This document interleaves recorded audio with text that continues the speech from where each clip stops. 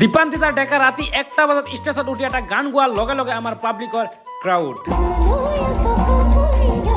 High hello' this is Hasib blogger. सबसे पहले तो गुड इवनिंग एवरीबॉडी। আজিৰ ব্লগটো স্টাৰ্ট কৰিছো ইভিনিং 9:30 এন্ড ৰাতি বাইকখন লৈ সিধা পহুমৰা যোৱা মেইন কাৰণটো হ'ল পহুমৰা হাই স্কুল ফিল্ডত ফাংচন আছে। কোন আহিব কি কথা সকলোখিনি কথা আপোনালোকৰ লগত শেয়াৰ কৰি আছো। ওকে এভৰিবডি, তো আমি আহি ফাইনালি পহুমৰা আঞ্চলিক যুৱ সমাজৰ উদ্যোগত আৰু ইয়াত গান গাবলৈ আহি আছে লেডিজ সিংগাৰ দীপান্দিতা ডেকা।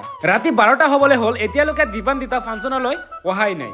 কতনো ঘূৰা ফুৰা কৰিম, সেইকাৰণে অকমান সময় ৰেষ্ট লৈ আছো ষ্টেজত বহি। এইটো আকৌ সেইটো ষ্টেজ নহয়, এইটো হ'ল 50 টকীয়া গেলাৰী। ওকে আমি ইয়াতে বহি ৰেষ্ট লৈ আছিলো, বাট আমাৰ লগৰ নিব্বানিবিত লাগি গ'ল। তো ফাইনালি বহুত সময় ৱেইট কৰাৰ পিছত আহি গ'ল দীপান্দিতা। ৰাতি 12টাৰ পিছতে ষ্টেজত প্ৰৱেশ কৰিছে ঋষিৰাজ ডাঙৰীয়া ভাষণ দিয়া শেষ হোৱাৰ লগে লগে ষ্টেজত প্ৰৱেশ কৰে দীপান্দিতা ডেকা। কি খবৰ পহুমৰা বাকী ৰাইজ? দীপান্দিতা ডেকা ৰাতি 1টা বজাত ষ্টেজত উঠি এটা গান গোৱাৰ লগে লগে আমাৰ পাব্লিকৰ